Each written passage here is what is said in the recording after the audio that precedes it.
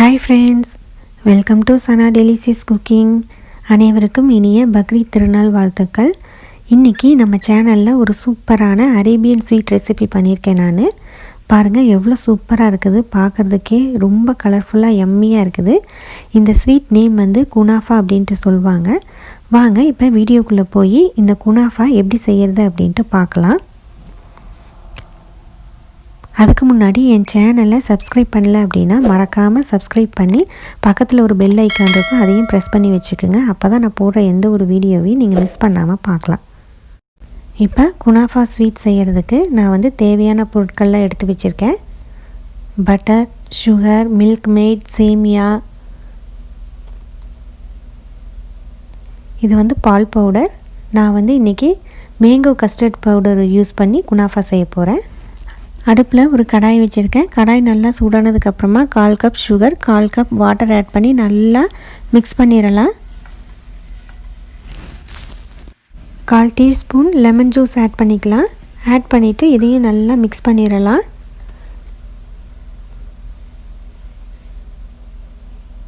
இப்போ இதை வந்து ஒரு பவுலில் நம்ம வந்து ட்ரான்ஸ்ஃபர் பண்ணிடலாம்.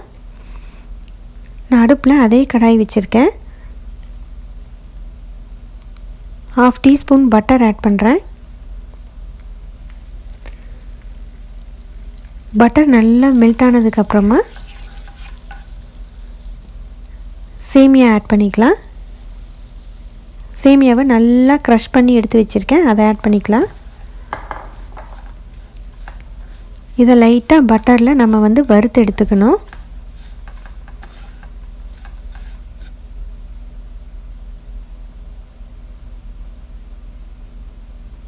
இப்போ இதையும் நம்ம வந்து ஒரு பவுலில் ட்ரான்ஸ்ஃபர் பண்ணிடலாம். இப்போ அதே கடாயில் 1 கப் மில்க் ஆட் பண்ணுறேன். மில்க் நல்லா பாயில் ஆகட்டும். இப்போ 1/2 கப் கண்டென்ஸ்டு மில்க் ஆட் பண்ணிக்கலாம்.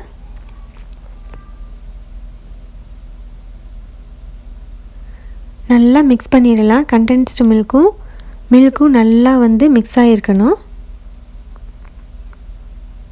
இப்போ 1 டீஸ்பூன் பால் பவுடர் ஆட் பண்ணுறேன். இதையும் நல்லா மிக்ஸ் பண்ணிடலாம்.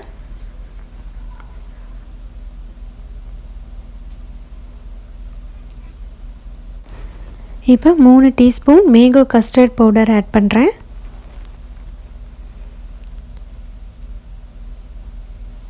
ஆட் பண்ணிவிட்டு நல்லா கட்டி இல்லாமல் இந்த மாதிரி நல்லா மிக்ஸ் பண்ணிடணும். கைவிடாமல் மிக்ஸ் பண்ணணும். இப்போ பாருங்கள், இந்த மாதிரி நம்ம வந்ததுக்கப்புறமா ஸ்டவ்வை வந்து ஆஃப் பண்ணிடலாம்.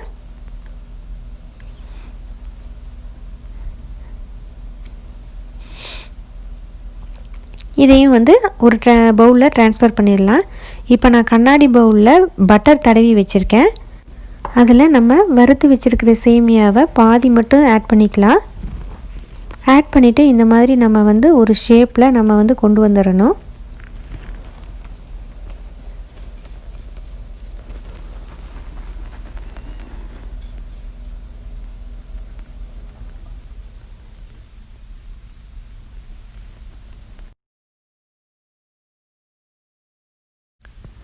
இப்போ ரெடி பண்ணி வச்சுருக்கிற கஸ்டர்ட் மிக்ஸையும் இதில் போட்டு நம்ம வந்து கரெக்டாக ஷேப் பண்ணிக்கலாம்.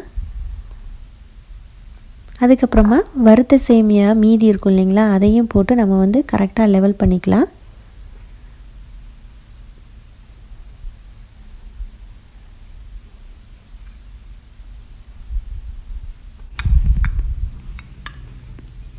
அதுக்கப்புறமா ஒரு பவுல் வச்சு இந்த மாதிரி நம்ம வந்து ஷேப் பண்ணிக்கலாம். அழுத்தம் கொடுத்துடலாம்.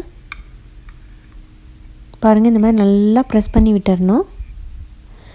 இப்போ நம்ம ரெடி பண்ணி வச்சுருக்கிற சுகர் சிரப்பை இதில் வந்து ஆட் பண்ணிக்கலாம்.